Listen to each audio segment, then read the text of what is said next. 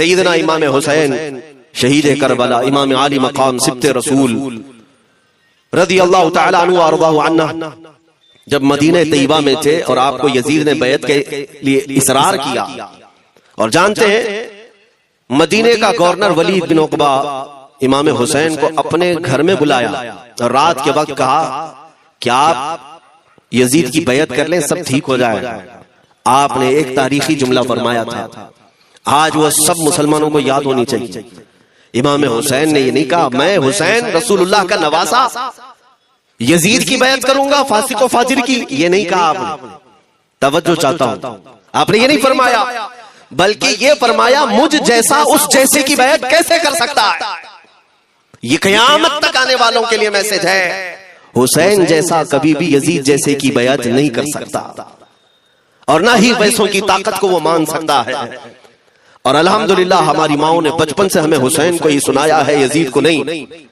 اس لیے آج اگر کسی تخت پر یزید بیٹھا ہو تو ہمیں ڈر نہیں لگتا اس بات کا کہ وہ گردن اڑا دے گا، ہمیں اس بات کا خوف نہیں لگتا کہ پھانسی پر چڑھا دے گا، ہمیں اس بات کا یقین ہے کہ اگر ہمارے ٹکڑے بھی ہو جائیں گے تو انشاءاللہ ہماری روح کربلا ضرور پہنچیں گے۔ امام حسین کے ساتھ قیامت کے دن اٹھائے جائیں گے، حق بات کرتے ہوئے اگر دنیا سے جائیں۔ عزیزان گرامی وقار، میں تاریخ کی چند جھلکیاں آپ کے سامنے رکھوں گا۔ مجھے حکم بھی ہوا ہے، بہت جلدی وقت ختم ہو جائے گا، سمیٹنا ہے۔ میں چند مثالیں آپ کے سامنے رکھتا ہوں۔ طاقت کسے کہتے ہیں، قوت کسے کہتے ہیں؟ جیم میں جا کر باڈی بنانے والا طاقتور ہے، کاجو بادام کھانے والا طاقتور ہے، مکے مارنے والا طاقتور ہے۔ کون ہے طاقتور؟ طاقت کسے کہتے ہیں؟ میرے عزیزو، اصل طاقت تو یہ ہے کہ تم استعمال اپنے ہاتھ پر کچھ بھی نہ کرو لیکن کھلبلی دوسروں میں مچی رہے، یہ اصل طاقت ہے۔ یہ رب تعالیٰ کی طرف سے دی ہوئی ہوتی ہے انعام میں۔ ورنہ آپ سوچ سکتے ہیں کہ حسین اعظم کے ساتھ جو لوگ آئے تھے وہ کل قافلہ کتنا تھا؟ الگ الگ روایتیں، امام حسین کے ساتھ 135 لوگ تھے، بعض روایات میں ہے 96 تھے، 96 لوگ تھے، بعض روایت میں 82 تھے، شہید ہونے والوں کی تعداد 72 ہے۔ لیکن اس بات پر اکثر علماء محدثین کا خیال ہے کہ 82 لوگ تھے، 82 لوگ تھے۔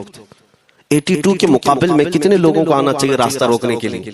اگر کسی عام آدمی سے بھی پوچھے تو ڈبل کر دو، ٹرپل کر دو، 4 گنا زیادہ کر دو۔ نہیں، 82 کو روکنے کے لیے پہلے 1000 لوگ آئے، پھر وہ 1000 کے بعد 4000 پلس آئے، 5000 لوگ سے 82 لوگوں کو روکنے کے لیے آئے راستہ۔ پھر یہ لوگ 4 دن تک راستہ روکتے ہی رہے، 5000 لوگ مل کر۔ 10ویں محرم ہونے سے پہلے پھر تقریباً 16000 لوگ آئے، یعنی تقریباً پورے ٹوٹل ملا کر 22000 کے قریب، 21000 سمتنگ کچھ۔ 22000 کی فوج کیا معنی رکھتی ہے؟ کس کو روکنے کے لیے؟ 82 لوگوں کو۔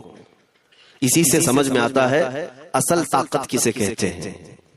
طاقت اسی کو کہتے ہیں کہ ادھر 3 دن کے بھوکے اور پیاسے ہیں، ان کے خیموں میں ساز و سامان بھی نہیں، جنگ کے اسباب بھی نہیں، اور وہ جنگ کی نیت سے بھی نہیں گئے، اس کے باوجود 22000 کے سینوں میں جو کھلبلی مچی ہے، دنیا اسی کو سمجھ نہیں پا رہی ہے۔ اگر دنیا یہ سمجھتی ہے کوانٹیٹی کا نام طاقت ہے تو ہم اس کو رد کرتے نہیں، کوالٹی کا نام طاقت ہے۔ ایمان یہ اصل طاقت ہے۔ اور ایک تاریخی بات میں آپ کے سامنے رکھتا ہوں، امام حسین کا راستہ روکنے کے لیے سب سے پہلے یزید کی فوج سے جو شخص آیا تھا اس کو حر بن یزید کہتے ہیں۔ حر بن یزید الریاعی 1000 کا لشکر لے کر کے امام حسین کا راستہ روکنے آئے، 2 دن تک ادھر ادھر گھماتے رہا، اور جب نمازیں ہوتی رہی امام حسین مصلی امامت پر ہیں اور یہ یزیدی اقتدا بھی کر رہے ہیں، ہر جماعت امام حسین کے پیچھے ہو رہی ہے۔ لیکن میں آپ کو بتاتا ہوں 10ویں محرم سے پہلے امام حسین نے خطبہ دیا اور یزیدیوں سے کہا کیا تم میری حیثیت کو نہیں جانتے؟ میں فاطمہ زہرا کا بیٹا ہوں، حیدر کرار کا نور نظر ہوں، رسول اللہ کا نواسا ہوں، میری نسبتیں کیا تمہیں نہیں معلوم؟ تم میرے خون سے اپنے ہاتھوں کو نہ رنگو، میں تمہارے پاس آپشن رکھتا ہوں، میں اس راستے سے اپنے واپس مدینے کی طرف جاتا ہوں یا کسی ساحل کی طرف یا دمشق جاؤں گا، جنگ کرنا نہیں چاہتا تم سے۔ یہ 3 آپشن جب امام حسین نے رکھا تو یزیدیوں نے ایک کو بھی قبول نہیں کیا، وہ جنگ کرنا ہی چاہتے تھے، امام حسین کے خون کے ساتھ کھیلنا ہی چاہتے تھے۔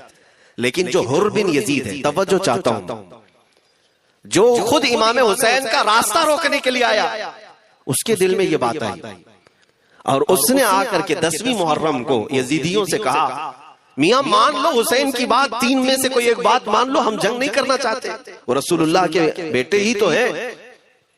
تو سارے جو سپہ سالار بڑے بڑے تھے، عمرو بن سعد، شمر وغیرہ، حر بن یزید سے کہنے لگے تجھے کون کہتا ہے فیصلہ کرنے کے لیے، تو سپاہی ہے، 1000 کی نفری تیرے ساتھ دی گئی ہے، بس اگر تجھے ہمارے ساتھ رہنا ہے تو میدان میں جمع رہ، ورنہ چلا جا، تو صلح کی باتیں مت کر۔ حر بن یزید اسی دن 10ویں محرم کو ان یزیدیوں سے کہتا اچھا اگر تم میرے اس بات کو نہیں مانتے تو تمہاری سپہ سالاری تمہیں مبارک، میں حسین کے خیمے میں جا رہا ہوں۔ جو یزید کی طرف سے آیا تھا وہ کدھر چلا گیا؟ مولا حسین کے خیمے میں۔ کب؟ صرف 10ویں محرم، ایک روایت میں 9ویں محرم کو، ایک دن پہلے امام حسین کے خیمے میں آیا، دست بوسی کی، معافی مانگی، اور امام حسین نے کہا اب تم جا سکتے ہو اپنے گھر۔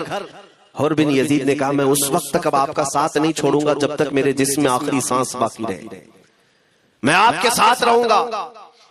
اب امام حسین کی وفاداری میں آنے والا کون تھا؟ اس لیے میں آپ کو ایک چیز دے جاتا ہوں میرے عزیزوں، اللہ عز و جل کی قدرت کے فیصلے ہیں، وہ جب چاہتا ہے کہیں سے بھی کسی کو ہدایت عطا فرماتا ہے۔ وہ باطل قوتوں کے موجود پلنے والا بچہ بھی کبھی رب تبارک و تعالی ہدایت دیتا ہے، اسے عالم بناتا ہے، اور کبھی کعبے کی چھاؤں میں پلنے والے کو مولا ابو جہل بھی بناتا ہے، گمراہ کر دیتا ہے۔ حر بن یزید مولا حسین کے پاس آ گئے، جو بات مجھے کہنی ہے اس کے لیے مجھے اتنا واقعہ بیان کرنا پڑا ہے۔ میں اصل پوائنٹ کی طرف آتا ہوں، کیوں میں یہ بیان کر رہا ہوں۔ جب 10ویں محرم کو جنگ شروع ہوئی، عمرو بن سعد نے تیر چلایا، تو جانتے ہیں خیمہ حسین کی طرف سے سب سے پہلے میدان میں اترنے والا یہ حر بن یزید ہی، یہی اترے اپنے گھوڑے پر سوار ہو کر انہی یزیدیوں سے لڑنے کے لیے جن کی فوج میں یہ آئے تھے، ان کے مقابل میں لڑنے کے لیے گئے، اور جب لڑنے کی ابتدا ہوئی صبح سے دوپہر کے قریب تک وہ لڑتے رہے، زوال تک۔ آپ جو بات کہنا ہے توجہ سے سنو، حر بن یزید نے صبح سے لڑائی کی، بہتوں نے وہاں پر میدان جنگ میں مقابلہ آرائیاں کی ہیں، لیکن حر بن یزید کی جو لڑائی ہے وہ تاریخ میں لکھی ہوئی۔ آج انہوں نے یزیدیوں کے ساتھ جو جنگ کیا، کئی گھنٹے جنگ کرنے کے بعد جانتے ہیں تنہا حر بن یزید نے 120 یزیدیوں کو قتل کیا، 120 کی تعداد، ایک گھوڑ سوار ایک ہی ہے، 120 کو مار گرایا۔ اس کے بعد جام شہادت نوش کیا۔ میں تاریخ پڑھ رہا تھا، وہیں پر ہم نے کتاب کو روک دی۔ بہت سارے لوگ کربلا کے واقعات میں امام حسین کے خاندان کے بچوں کے شہادت تو بیان کرتے ہیں، ان کے جسم کٹ گئے، ان کے اوپر گھوڑے دوڑائے گئے، لیکن تم یہ نہیں جانتے کہ حسینی شہزادوں نے باطل قوتوں کے کیسے چکے چھڑائے، ایک ایک جوان نے مقابل میں آنے والوں کو ان کی اوقات کیسے یاد دلائی تھی۔ اب سنو، حر بن یزید 120 کو مار گرا سکتے ہیں، وہ بھی ایک دن پہلے خیمہ حسین میں آنے والا، ایک دن پہلے خیمہ حسین میں آنے والا۔ بات سمجھ میں آ رہی ہے؟ ابھی جو ایک دن پہلے خیمہ حسین میں آ جائے اس کی طاقت کا حال یہ ہے، جو پیدائشی حسینی ہو اس کی طاقت کا حال کیا ہو۔ میرے عزیزوں، طاقت کسے کہتے یہ سمجھو۔ یہ اور بات ہے کہ لوگوں کو اپنی ہی اوقات معلوم نہیں، اپنی حیثیت معلوم نہیں ہے۔ ہوتا کیا ہے میں آپ کو بتاؤں، علامہ عبد المصطفیٰ اعظمی صاحب نے ایک بڑی پیاری بات لکھی ہے، وہ گجرات کے حالات بہت اچھی طرح سے جانتے تھے۔ آپ نے ایک بہت اچھی بات لکھی جو ہمارے تمام چیزوں سے یا آج کے زمانے میں یہ چیز میچ ہوتی ہے۔ ایک تاجر تجارت کرنے کے لیے نکلا، اس کے پاس کچھ قیمتی ہیرے تھے، اور وہ ہیروں کی تجارت کرتا تھا، اور ایک چور اس کے پیچھے پڑ گیا، اور وہ چور روزانہ وہ چوری کرنے کے چکر میں رہتا تھا کہ جب رات کو یہ تاجر سوئے تو میں یہ ہیرے نکال لوں گا۔ لیکن 2-3 دن جب وہ تاجر سوتا تھا وہ پورے ہیرے چیک کرتا تھا، کہیں نہیں ملتے تھے، تھک گیا چور۔ 3 دن کے بعد اس تاجر کو اس نے پوچھا، چور نے کہا کہ تم ہیرے رکھتے کہاں ہو؟ دن بھر تو تمہارے پاس ہوتے، رات میں کہاں جاتے؟ تو اس تاجر نے کہا عقل کا اگر تو استعمال کرتا تو تجھے بات سمجھ میں آتی، روزانہ میں تیرے ہی جبے میں رات کو یہ ہیرے رکھ کر خود سو جاتا۔ وہ اپنا نہیں تلاش کرتا، اس کا تلاش کرتا، بلا تشبیہ و بلا تمثیل۔ میرے عزیزو، تمہارے پاس جو طاقت ہے تمہیں اس کا اندازہ نہیں۔ تم جو محبت مصطفیٰ صلی اللہ علیہ وسلم کی شمع اپنے سینے میں رکھتے ہو، مولا کریم کا وعدہ ہے تمہارے ساتھ، کانا حقا علینا نصر المؤمنین۔ رب تعالیٰ فرماتا ہم نے اپنے اوپر لازم کر لیا ہے کہ ایمان والوں کی مدد کریں، اور ہم نے مدد دیکھی ہے، رب تعالیٰ کی مدد دیکھی ہے۔ آج کے ان حالات میں مجھے بتاؤ، بھونکنے والے بھونک ہی رہے ہیں، باقی تمہارا کیا بگاڑ لیا؟ کیا تمہارا خراب کیا؟ بس یہ ہے کہ تم اپنے اندر کھلبلی مت مچاؤ اور زیادہ خوف و ہراس میں مت جیو۔ الحمدللہ مسلمان ہیں، مومن ہیں، کسی چور قوم سے تمہارا رشتہ نہیں ہے۔ تم دنیا کی اس عظیم قوم ہو جو صرف اور صرف اپنے رب تعالیٰ کے حضور جھکتی ہے، اور اپنے رب تبارک و تعالیٰ کے حضور ایسے جھکتی ہے۔ میں چیلنج کے ساتھ کہتا ہوں، پوری دنیا میں کوئی کمیونٹی، کوئی قوم ایسی نہیں ہے جو اپنے خدا کو دیکھنے کے بعد ہی جھکتی ہے۔ جس کی بھی جاؤ، ان کے خداؤں کی تصویر وہاں پر سامنے ہوتی تبھی جھکتے ہیں، وہ چاہے عیسائی ہوں، یہودی ہوں، کوئی بھی ہو، انہوں نے کوئی نہ کوئی یا مورتی بنائی ہے یا تصویر بنائی ہے، تب وہ جھکتے ہیں۔ تنہا تم ایمان والے ہو جو آج تک اپنے خدا کو دیکھا نہیں لیکن ہر دن سجدہ کرتے ہو، تمہارا یہ ایمان ہے۔ اور قرآن میں شروع میں ہی اللہ تعالیٰ نے جو تعریف فرمائی سورہ بقرہ میں، یؤمنون بالغیب، اللہ فرماتا ہے یہ وہ لوگ ہیں جو غیب پر ایمان رکھتے ہیں، دیکھا نہیں۔ اور دنیا میں کروڑوں مسجدیں ہوں گی، کسی مسجد میں اللہ کی تصویر ہے؟ کسی مسجد میں؟ اور یا تمہیں صلاۃ و سلام پڑھنے کے لیے میرے آقا کی تصویر دیکھنے کی ضرورت ہے؟ یہی تو تمہارا ایمان ہے میرے عزیزو۔ میرے آقا کو ہم نے دل میں بسا رکھا ہے، اور جب حضور پاک کی یاد آئی بغیر تصویر دیکھے ہم کھڑے ہو جاتے ہیں، اور ان کی محبت ویسی ہوتی ہے، ہمیں کسی تصویر اور مورت کو دیکھنے کی ضرورت بھی نہیں ہوتی۔ تمہاری خصوصیات بہت ہیں، اللہ رب العزت نے تمہاری پیشانیوں کو محفوظ رکھا ہے، کسی اہل غیرے کے سامنے جھکنے نہیں دیا، پیشانی مقدس ہے تمہاری۔ ہاں یہ تو نہیں ہے کہ تم کسی درخت پر بھی چلے جاؤ، پتھر پر بھی چلے جاؤ، چوہے پر بھی جھک جاؤ، سانپ پر بھی جھک جاؤ، نہیں ہے۔ ایک صحابی ہیں، ایمان لانے کے بعد وہ کہتے ہیں یا رسول اللہ صلی اللہ علیہ وسلم، دو واقعات ایسے ہیں جو زمانے جہالت میں ہم کرتے تھے، ایک واقعہ یاد کرتا ہوں تو رونا آتا ہے، اور ایک واقعہ یاد کرتا ہوں تو ہنسی آتی ہے۔ حضور نے فرمایا وہ دونوں کیا ہیں بتاؤ؟ انہوں نے کہا پہلا واقعہ تو یہ ہے جس کو یاد کر کے روتا ہوں کہ جوانی میں جب ہمارے گھر بیٹی پیدا ہوتی تھی تو ہم اس کا گردن مروڑ کر دفن کر دیتے تھے۔ آج مجھے یہ بات یاد آتی ہے تو رونا آتا ہے کہ ہم نے ایسے کئی بچیوں کو دفن کر دیا۔ عرب والے داماد بنانا نہیں چاہتے تھے اور بیٹیوں کو پہلے ہی مار دیتے تھے۔ یہ وہ صحابی کہتے ہیں اب یاد آتی ہے بات تو رونا آتا ہے۔ میرے آقا صلی اللہ علیہ وسلم نے فرمایا پھر ہنسی کس بات پر آتی ہے؟ کہتے ہیں زمانے جہالت میں ہمارے خدا جو ہوتے جن کی ہم عبادت کرتے تھے، تو جب سفر میں جانا ہوتا تھا تو آٹا گوند کر کے خدا بنا لیتے تھے، کیونکہ سفر میں جانا ہے اور ہر جگہ ان کو ساتھ میں رکھنا تھا خدا کو۔ وہ صحابی کہتے ہیں سفر کے خدا اور ہوتے تھے، ہوا کا الگ، پانی کا الگ، مٹی کا الگ، سب لے کر کے چلتے تھے۔ پھر حضور نے فرمایا ہنسی کس بات پر آتی ہے؟ وہ کہتے ہیں بیچ راستے میں اگر کھانا ختم ہوا تو کبھی خدا کا ہاتھ توڑ کے کھاتے تھے، کبھی پیر توڑ کے کھاتے تھے۔ ارے میرے عزیزو 1400 سال بعد آج جب آپ ہنس رہے ہیں، اس صحابی کو تو اس بات پر ہنسی آتی ہوگی۔ میں یہ بات صرف اس لیے عرض کر رہا ہوں کہ شکر مناؤ اللہ رب العزت کا کہ تمہیں رب تبارک و تعالیٰ نے اس قوم میں پیدا کیا ہے جس کا ماتھا صرف وحدہ لا شریک کی بارگاہ میں جھکتی ہے۔ تم ایمان والے ہو، اور میں نے آیت یہی تلاوت کی خطبے میں، وَلَا تَهِنُوا وَلَا تَحْزَنُوا وَأَنْتُمُ الْأَعْلَوْنَ إِن كُنتُم مُؤْمِنِينَ۔ گھبراؤ مت، پریشان مت ہو، تم سب سے زیادہ سربلند رہو گے اگر تم ایمان والے ہو۔ یہ قرآن کی آیت ہے۔ ایمان کسے کہتے ہیں؟ ایمان کسے کہتے ہیں؟ یعنی اللہ نے فرمایا اگر تم ایمان والے ہو تو سب سے زیادہ کامیاب. اب ہم پوچھتے ہیں رسول پاک سے ایمان کسے کہتے ہیں؟ میرے آقا کی زبان سے سنو، لا یؤمن احدکم حتی اکون احب الیہ من والدہ وولدہ والناس اجمعین. حضرت انس سے روایت ہے، حضور پاک صلی اللہ علیہ وسلم فرماتے ہیں تم میں سے اس وقت تک کوئی کامل ایمان والا نہیں ہو سکتا جب تک اپنے والدین، اپنے بچے، اپنے اور سارے انسانوں سے زیادہ میں اس کے نزدیک محبوب نہ بن جاؤں.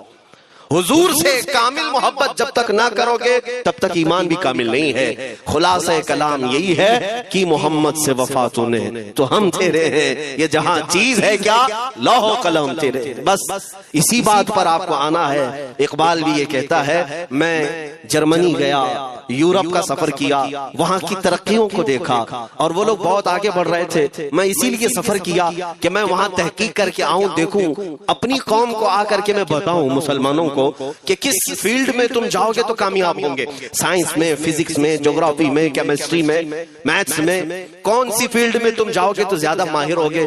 کئی سال اقبال نے وہاں کی خاک چھانی، تحقیقات کیا اور واپس جب آیا اپنی قوم کی طرف، علامہ اقبال کہتے ہیں میں ساری دنیا وہاں کی یورپ کی چھان کر کے آیا، یہی دیکھنے گیا تھا کہ میری قوم کس میدان میں اترے تو کامیاب ہوگی. تو لوگوں نے پوچھا کیا وہ تمہیں راز مل گیا؟ وہ کہتے ہیں ہاں مجھے راز مل گیا. لوگوں نے پوچھا کس میدان میں اترے؟ تو اقبال کہتا ہے میں تو راز کو پہنچا، اپنی قوم کو بتاتا ہوں تمہاری ترقی کا راز صرف اتنا ہی ہے کہ محمد سے وفا تو نے، کہ محمد سے وفا تو نے تو ہم تیرے ہیں. یہ جہاں چیز ہے کیا لوح و قلم تیرے. ساری کامیابی کا اصل راز میرے آقا سے بے انتہا محبت ہے. میں دینی شخصیات کی بات اپنی جگہ پر، جو جس کو آپ دنیاوی علوم کہتے ہیں، لاؤ میتھس کا کوئی بہت بڑا ماہر ریاضی دان یا کوئی سائنٹسٹ آپ کو ایسا لگتا ہو، لاؤ میرے اعلیٰ حضرت امام احمد رضا فاضل بریلوی کے سامنے.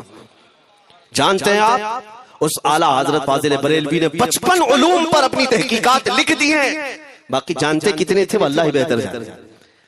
ایک بات میں آپ کو بتا رہا ہوں، میتھس میں، میتھمیٹکس میں ان کے پاس ایسی ایسی ایجادات تھی. ایک کتاب اعلیٰ حضرت نے لکھی ہے جیومیٹری پر، آج کے بچے جو کالج پڑھتے ہیں وہ جانتے ہوں.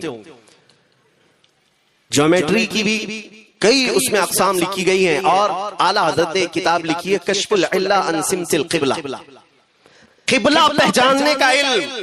تم تو آج وہ کمپاس لے کر کے پہچانتے ہو نا، اب تو موبائل میں آ گیا، موبائل کو گھماؤ ادھر دکھا رہا ادھر، ادھر دکھا رہا ادھر قبلہ. میرے عزیزو اسلام مشینوں سے نہیں چلتا ہے. اس کا سیل چلا گیا تو کیا تمہارا اسلام چلا جائے گا؟ اس کی بیٹری چلی گئی تو کیا تمہارا دین چلا جائے گا؟ نہیں. اسلام مکمل قواعد اور ضوابط کے ساتھ ہے. ساری مشینیں ختم بھی ہو جائیں، اسلام نے تمہیں قاعدے بنا کر دکھائے ہیں پریکٹیکل. یہ قبلہ پہچاننے کا علم ہوتا ہے. شہر کا طول البلد، عرض البلد دیکھنا ہوتا ہے. بہت ساری اس میں چیزیں، اس کی سطح سمندر سے اونچائی کتنی ہے، پھر ستاروں کو دیکھا جاتا ہے، پھر پہچانا جاتا ہے قبلہ، اس کو حساب میں لگایا جاتا ہے. اعلیٰ حضرت نے یہ جو کتاب لکھی پورے 1400 سال میں، اعلیٰ حضرت کی یہ کتاب جس میں 10 قاعدے خود انہوں نے ایجاد کیے، ان سے پہلے کسی نے نہیں لکھی، خود انہوں نے ایجاد کیے. اور اس کے بعد اعلیٰ حضرت نے چیلنج کے ساتھ کہا کہ میں نے، فقیر نے یہ 10 قاعدے ایجاد کیے ہیں، اس پر کوئی عمل کر کے قبلہ پہچاننا چاہے تو اس پر عمل کر کے کھڑا ہو جائے. اگر حجابات ہٹا دیے جائیں تو کعبہ اس کی ناک کے سامنے ہوگا. اعلیٰ حضرت نے لکھا ہے کعبہ عین اس کی ناک کے سامنے ہوگا. پرفیکٹ قاعدے انہوں نے لکھے. یہ قاعدے کہاں سے آئے؟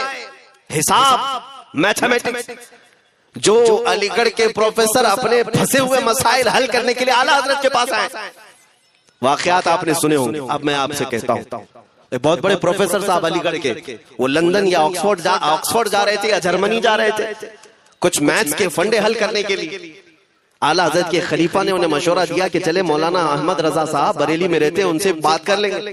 پہلے تو انہوں نے مذاق اڑایا، مولوی لوگوں کا کام ہے، پروفیسر جس میں بسا ہوا ہے. انہوں نے کہا لندن اور جرمنی جانے میں جتنا خرچہ آتا ہے اس سے کم ہی بریلی کو لگتا ہے، ایک بار ٹرائی کر لیجیے.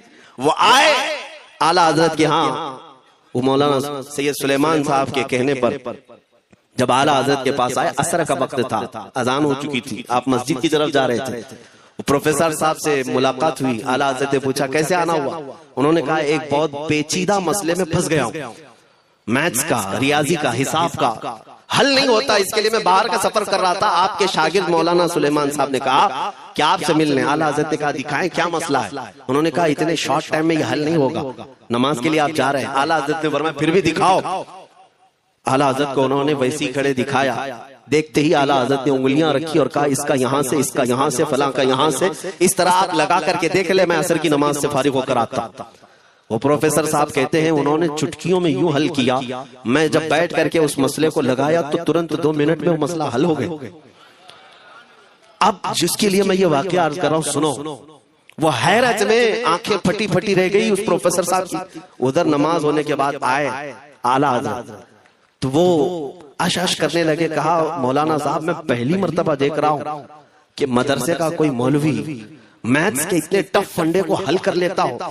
مولانا یہ تو بتائیں یہ ریاضی اور یہ میتھس کے مسئلے آپ نے کس سے سیکھے؟ کون ہے آپ کو؟ کس کالج میں، کس یونیورسٹی سے آپ نے سند حاصل کی ہے؟ یہی مجھے کہنا ہے میرے سے۔ اب اعلیٰ حضرت کا جواب سنو، کہتے ہیں جناب میں نے اپنے والد سے صرف پلس مائنس اور ملٹیپل کے مسئلے سیکھے، جمع، نفی اور ضرب ہمارے والد صاحب نے بس اتنا ہی سکھایا۔ اور اس وقت بچپن میں مجھے منطق، فلسفہ یہ سب کتابیں پڑھنے کا شوق تھا۔ میں حساب کے، جیومیٹری کے یہ کتابیں لے کر بیٹھا، میرے والد آئے، دیکھا، پوچھا احمد رضا کیا پڑھ رہے ہو؟ میں نے دکھایا یہ منطق ہے، فلسفہ ہے یا حساب کی کتابیں ہیں۔ میرے والد نے وہ کتابیں اپنے ہاتھ میں لے لی اور کہا جا رسول اللہ کی حدیثیں پڑھ، صدقے میں سارے علم دے دیے جائیں۔ اعلیٰ حضرت فرماتے ہیں اس کے بعد میں نے اپنی زندگی میرے مصطفیٰ کے قدموں میں لگا دی۔ یہ جو آپ دیکھ رہے ہیں یہ میرے مصطفیٰ کے قدموں سے چھن کر مجھے ملا۔ بس بات سمجھ جاؤ، طاقت اسی کو کہتے ہیں۔ نبی پاک صلی اللہ تعالی علیہ وسلم سے بے انتہا محبت کرنے والا وہ دنیا کے کسی میدان میں بھی تنہا نہیں ہوتا، تنہا نہیں ہوتا۔ عزیزان گرامی وقار، میں اس بات کی طرف آپ کو لے جاتا ہوں۔ ایک صحابی حضرت سلمہ بن اکوع رضی اللہ تعالیٰ، ان کو راجل رسول اللہ کہا جاتا ہے۔ حضور صلی اللہ علیہ وسلم کے ایسے سپاہی جتنے غزوات میں گئے، جتنی جنگوں میں گئے، کبھی گھوڑے پر نہیں بیٹھے، پیدل، اور وہ ایسا پیدل چلتے تھے کہ کوئی گھوڑا بھی ان کے ساتھ نہیں پکڑ پاتا ہوں جب وہ بھاگتے تھے۔ گھوڑا بھی اپنی تیز رفتاری کے باوجود انہیں نہیں پکڑ پاتا۔ ان کو لقب ملا تھا راجل رسول اللہ، چھل کر کے سفر کرنے والا رسول اللہ کا سپاہی۔ ایک بار ایسا ہوا، ایک بنو قارہ کا شخص جس کا نام عبد الرحمن ہے، یہ منافق تھا، خبیث تھا، اس نے تقریباً 400 لوگوں کو جمع کیا، اپنے ہم مزاج لوگوں کو، اور مدینے پر رات کے وقت ایک باغیچے پر حملہ کیا، پورے باغیچے کو آگ لگا دی، اور اس کے بعد پھر جو کھجوریں تھیں وہاں سے سب لوٹ لیا، لوٹ کر کے اپنے گھوڑوں پر رکھ لیا اور نکل پڑا۔ اس وقت سوائے حضرت سلمہ بن اکوع کے کوئی نہیں تھا، ادھر 400 لوگ لوٹ مار کر رہے ہیں اور کھجوریں جمع کر رہے ہیں، اور یہ تنہا صحابی، اس صحابی کا حال یہ ہے گھوڑا بھی نہیں ہوتا تھا کبھی نہیں۔ اب ان کو جلال آیا کہ میرے مصطفیٰ کے شہر کی ایک کھجور بھی میں باہر جانے نہیں دوں گا جو چوری کر کے جا رہا ہے۔ اس کے بعد آپ نے پیچھا کرنا شروع کیا، اور حقیقت دیکھیں آپ جب حدیث پڑھیں گے، اعلیٰ حضرت نے الملفوظ میں بھی اس کو نقل فرمایا، جب تک میں یہ حدیث پڑھ رہا تھا اتنی ہنسی بھی آتی ہے اور ان کی اس بہادری پر دل کھل جاتا ہے اور سینہ چوڑا ہوتا ہے کہ وہ اکیلے کس بات پر بھاگ رہے تھے، ان کے پیچھے 400 لوگوں کے پیچھے بھاگ رہے۔ اچھا کوئی یہ کہے کہ نادان آدمی ہے، 400 لوگوں کو نہیں دیکھ رہا، اکیلا بھاگ رہا ہے، ہو سکتا ہے ان کو کوئی کہہ دیا ہو، لیکن مجھے حیرت ان 400 پر ہو رہی ہے جو ایک سے ڈر کے بھاگ بھی رہے تھے، وہ بھی بھاگ رہے ہیں، ایک دوڑا رہا ہے اور 400 بھاگ رہے ہیں۔ وہ عبد الرحمن قارہ کا رہنے والا قاری بھاگا جا رہا ہے اور سب سے کہہ رہا ہے سلمہ بن اکوع سے اپنی اپنی جان بچا لو۔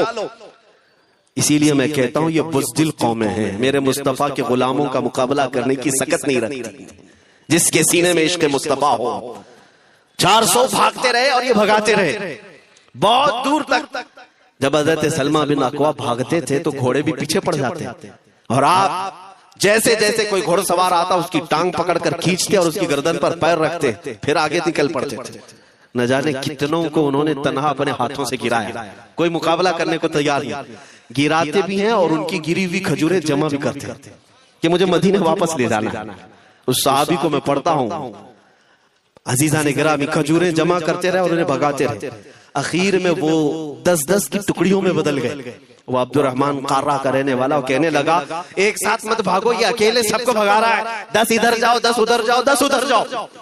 ظالموں پلٹ کر میرے مصطفیٰ کے غلام کا مقابلہ کر کے دیکھتے، لیکن کسی سے نہیں ہوا، وہ پہاڑ کی چوٹیوں میں چلے گئے۔ حضرت سلمہ بن اکوع پہاڑ پہ بھی چڑھنے لگ گئے، تو عبد الرحمن قارہ وہ کہتا ہے وہیں سے چیخ کر کے، سلمہ بن اکوع تم کو کیا چاہیے، کیوں پیچھا کر رہے ہو؟ کہا میں شہر رسول کی ایک کھجور بھی جب تک تمہارے پاس ہوگی پیچھا کرتا رہا۔ اس نے وہیں سے اپنے سارے ساتھیوں کو پکار کر کہا سارے لوگ کھجوریں پھینک دو، اپنی جان بچاؤ۔ سبوں نے کھجوریں دے دی، حضرت سلمہ بن اکوع پوری کھجوریں جمع کی، کتنوں کو رونتے ہوئے واپس آنے لگے۔ جانتے ہیں ایک صحابی اور ہے حضرت ابو قتادہ جن کو فارس رسول اللہ کہا جاتا ہے، ان کا گھوڑا دوڑتا ہوا، ان کو دوڑاتا ہوا حضرت ابو قتادہ اس پر ہیں اور 10 لوگ اور ساتھ ہیں، وہ حضرت سلمہ بن اکوع کی مدد کے لیے آ گئے۔ جب وہ آئے تو یہ اکثر کو تو گرا چکے تھے، کھجوریں لے بھی چکے تھے۔ حضرت ابو قتادہ 10 صحابہ کے ساتھ جب آئے، حضرت سلمہ بن اکوع کی اور مدد ہو گئی۔ اب یہ مدینے آنے لگے تو توجہ چاہتا ہوں، حضرت سلمہ بن اکوع نے پوچھا میں تو اکیلا دوڑا رہا تھا، کوئی مجھے نہ دیکھا تھا نہ یہ واقعی کی کسی کو خبر تھی، تم یہاں تک کیسے آئے؟ تم کو کس نے بھیجا میری مدد کے لیے؟ مسلمانوں یاد رکھو، میرے مصطفیٰ کی وفاداری میں جب کوئی نکلتا ہے تو کہاں سے مدد آتی ہے اندازہ بھی نہیں ہوتا۔ حضرت سلمہ بن اکوع نے ان سے پوچھا ابو قتادہ سے تم آئے کیسے؟ حضرت ابو قتادہ نے جو جواب دیا وہ اور تعجب کا تھا، کہا ہم نے نہیں دیکھا، ہم کو معلوم بھی نہیں تم کس کے ساتھ گئے ہو، ہمیں یہ واقعہ بھی نہیں معلوم، لیکن ہم اپنے خیمے میں بیٹھے تھے، ہمارا یہ گھوڑا دوڑتا ہوا ہے، یہ گھوڑا دوڑتا ہوا آیا اور دونوں پیر بار بار اٹھا کر کے ہنہنانے لگا۔ میرا گھوڑا ایسا کبھی کرتا نہیں، وہ جہاد میں جانے والا گھوڑا ہے، فرما بردار ہے۔ ابو قتادہ نے اس کو سہلایا لیکن پھر بھی وہ خاموش نہیں ہوا۔ حضرت ابو قتادہ کہتے میں پہچان لیا وہ اپنی پیٹھ پر مجھے سوار کرنا چاہتا ہے، میں اس کی پیٹھ پر بیٹھ گیا۔ میرے ساتھی بھی تعجب میں تھے، اتنی وقت گزر جانے کے بعد گھوڑے کو نہ بھوک لگی ہے نہ پیاس لگی ہے، یہ کہاں لے جا رہا ہے؟ ابو قتادہ کہتے یہ گھوڑا ہے جو تجھ تک ہم سب کو لے آیا۔ حضرت سلمہ بن اکوع نے کہا ہاں مجھے یاد ہے جب میں ان 400 کو دوڑا رہا تھا تو تمہارا گھوڑا مجھے دیکھ رہا تھا، پتہ یہ چلا دنیا کا ہر جانور بھی میرے مصطفیٰ کا وفادار ہے۔ اگر تم نبی پاک صلی اللہ علیہ وسلم کی عزت و حرمت کے لیے اٹھتے ہو تو چونٹیاں اپنے سوراخ میں تمہارے لیے دعا میں مشغول ہو جاتی ہیں، مچھلیاں پانی میں تمہارے لیے دعائیں کرتی ہیں۔